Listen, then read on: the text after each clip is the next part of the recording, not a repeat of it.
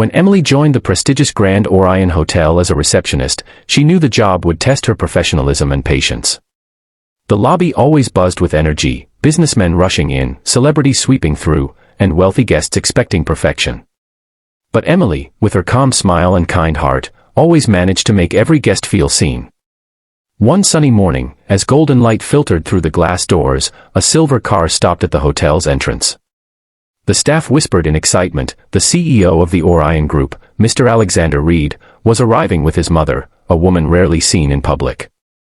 Everyone straightened their ties, ready to impress, but no one expected what happened next. The elegant elderly woman stepped out of the car, her silver hair glinting under the light. She had grace in every step, but her eyes moved differently, searching, alert, reading lips rather than meeting them. Emily immediately noticed she was deaf. The other staff members hesitated, unsure of what to do. They smiled awkwardly, whispering among themselves, hoping Mr. Reed would speak for her. But Emily didn't wait. She stepped forward with a warm, confident smile, placed her hand over her heart, and began signing fluently in sign language. "Welcome to the Grand Orion, ma'am. It's an honor to have you here." Everyone froze. The staff exchanged shocked looks, and even Mr. Reed paused mid-step, watching the young receptionist communicate so naturally. His mother's eyes widened, surprise flickered, then softened into joy.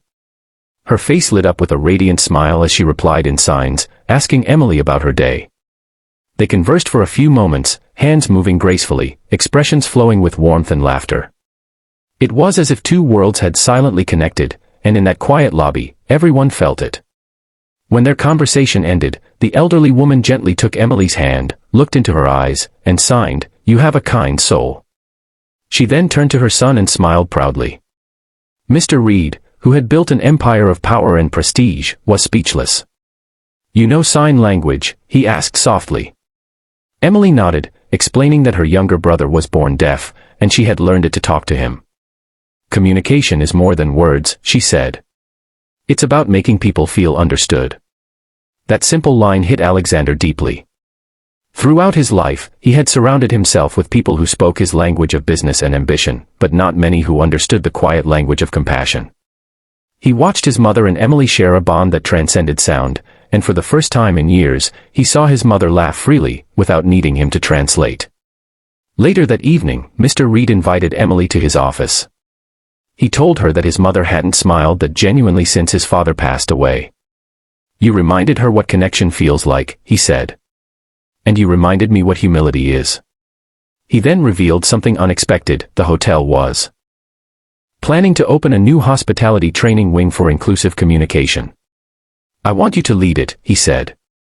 Emily's eyes widened. "Me? But I'm just a receptionist." He smiled. "You're more than that. You're the reason my mother felt truly welcome today. That's the kind of leadership money can't buy."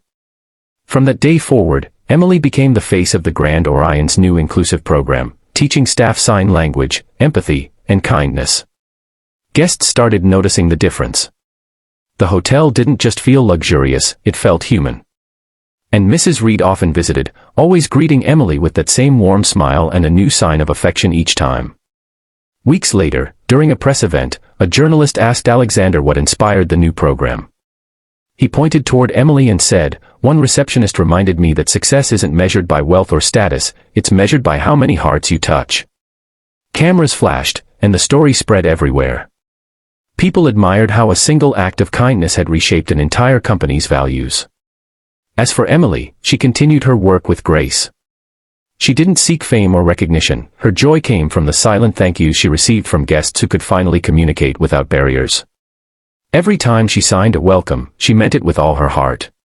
One evening, as she locked up the front desk, Mrs. Reed appeared again, holding a small box. Inside was a delicate bracelet engraved with two words, "Thank you." Emily smiled, tears welling up.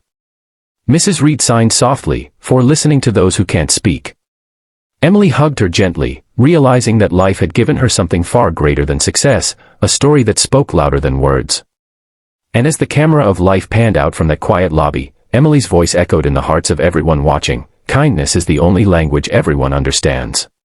So, if this story touched your heart, remember, It only takes one act of compassion to change a life. Subscribe now for more stories that remind you to listen not just with your ears, but with your heart.